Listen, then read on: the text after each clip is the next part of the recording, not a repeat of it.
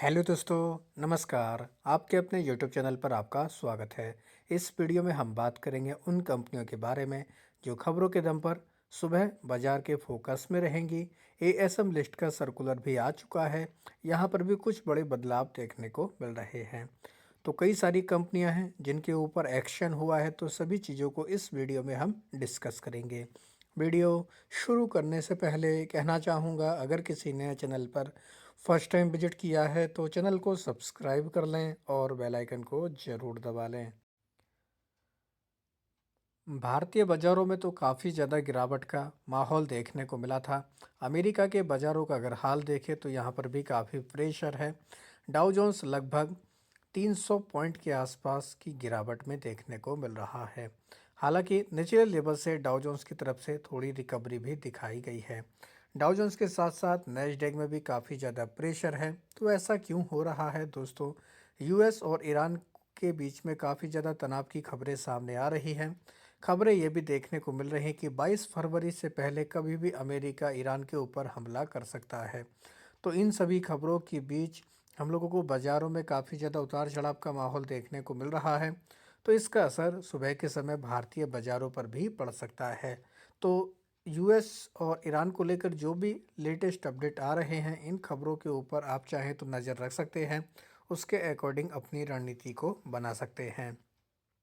अब बात करेंगे वारी एनर्जी के बारे में। वारी एनर्जी की तरफ से एक क्लैरिफिकेशन आया है। खबर देखने को मिल रही थी, दिन भर मीडिया में खबर छाई रही थी कि 8,175 करोड़ के battery giga factory investment Andhra Pradesh में करने को लेकर कंपनी को अप्रूवल मिल चुका है। तो वारी एनर्जी की तरफ से इसको लेकर अब एक स्पष्टीकरण आया है। कंपनी का कहना है कि ये भी जो बाज़ार में खबरें चल रही हैं कि अभी ऐसा कुछ नहीं हुआ है, हालांकि इसको लेकर बातचीत चल रही है। तो वारी एनर्जी के लिए ये एक बड़ा अपडेट है, जिसकी वजह से कंपनी के ऊपर इसका असर पड़ सकता है। एबीबी इंडिया की बात करेंगे। इसने अपने Q3 के रिजल्ट जारी किए हैं। भारत के हिसाब से देखें तो Q3 के रिजल्ट, और वैसे देखें कंपनी का इंटरनेशनल जो बिजनेस है उसके अकॉर्डिंग देखें तो Q4 के रिजल्ट। तो एबीबी इंडिया के Q3 के रिजल्ट आए हैं। बाजार के अनुमान के आसपास कंपनी के रिजल्ट देखने को मिल रहे हैं। यानी कि जैसा बाजार अनुमान लगाकर चल रहा था, उसी के अकॉर्डिंग कंपनी ने रिजल्ट जारी किए हैं।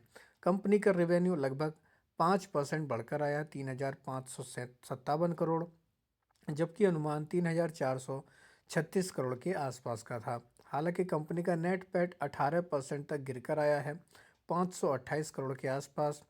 और पहले, अगर माफ़ी चाहेंगे दोस्तों, 528 करोड़ पहले इस कंपनी का पैट था, जो घटकर 433 करोड़ रहा। अनुमान 442 करोड़ के आसपास का था। तो ओवरऑल देखा जाए तो कंपनी के नंबर कमज़ोर साइड पर ही देखने को मिल रहे हैं, जिसकी वजह से इस कंपनी के ऊपर हमें इसका रिएक्शन भी देखने को मिल जाएगा। फेडरल बैंक में अपडेट है, कंपनी को 686 करोड़ का टैक्स रिफंड मिला है। तो ये भी कंपनी के लिए काफ़ी इम्पोर्टेंट अपडेट है।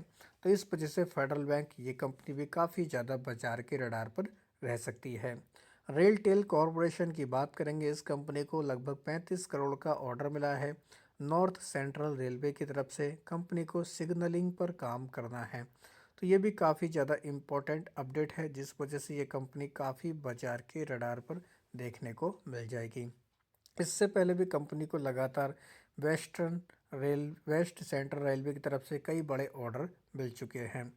बात करेंगे टेक्समेको रेल के बारे में और आरबीएनएल के बारे में। दोनों कंपनियों ने जॉइंट वेंचर बनाया है। बूस्ट करेंगे रेल मैन्युफैक्चरिंग और इंफ्रास्ट्रक्चर के काम को लेकर। तो दोनों कंपनियों के लिए काफ़ी पॉजिटिव खबर है।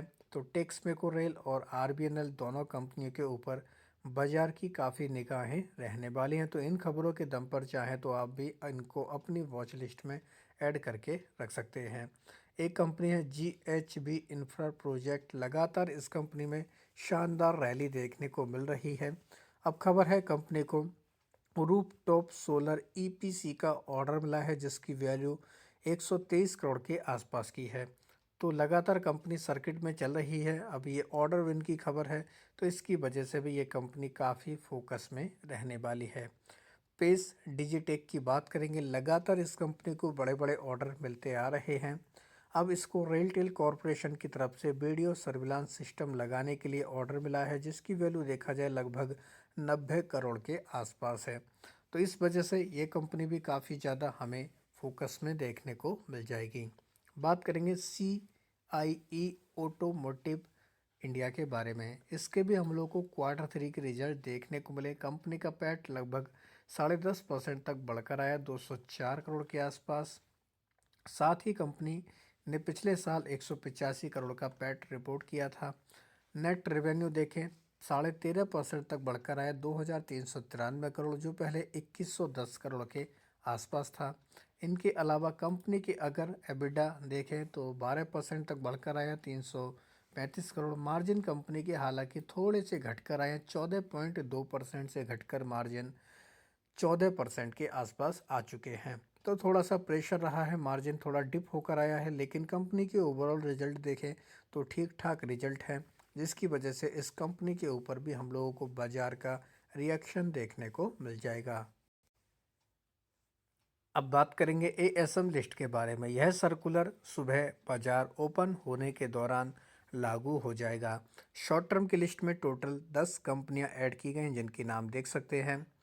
एक्सरेसन नेचुरवेदा लिमिटेड, साथ ही एक और कंपनी है Apex frozen food, artificial electronics intelligence material, associated Coater limited, BLB limited, GNG electronics, icon facilitators limited. इनके अलावा लेफन्स पेट्रोकेमिकल्स का नाम है, Ratnamani metals and tube, Thakral service India का नाम है। ये कंपनी भी फोकस में रहने वाली है।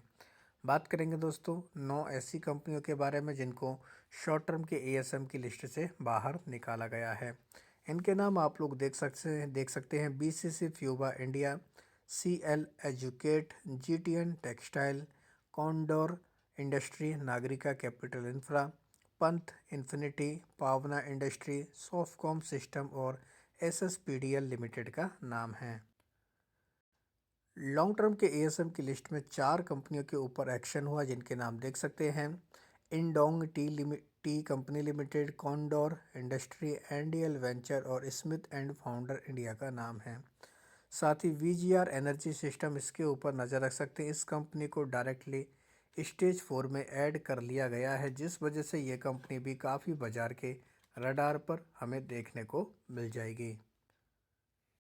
इनके अलावा 6 ऐसी कंपनियां हैं जिनके सर्किट बदले गए, जैसे ईलैंड अपैरल्स का 5%, जीनस पावर इंफ्रा का 20%, कनिष्क एल्यूमिनियम इंडिया का 10%, रैप कॉर्प का 5%, सप्तऋषि एग्रो का 5%, स्मिथ एंड फाउंडर इंडिया का 10% प्राइस बैंड कर दिया गया है। तो चाहे आप इन सभी कंपनियों को अपने रडार पर रख सकते हैं, जिनकी वजह से ये कंपनियां काफ़ी ज़्यादा हमें फोकस में देखने को मिलने वाली हैं। तो आशा करता हूँ दोस्तों आपको ये वीडियो अच्छा लगा होगा। वीडियो अगर पसंद आया तो चैनल को सब्सक्राइब कर लें और बेल आइकन को ज़रूर दबा लें।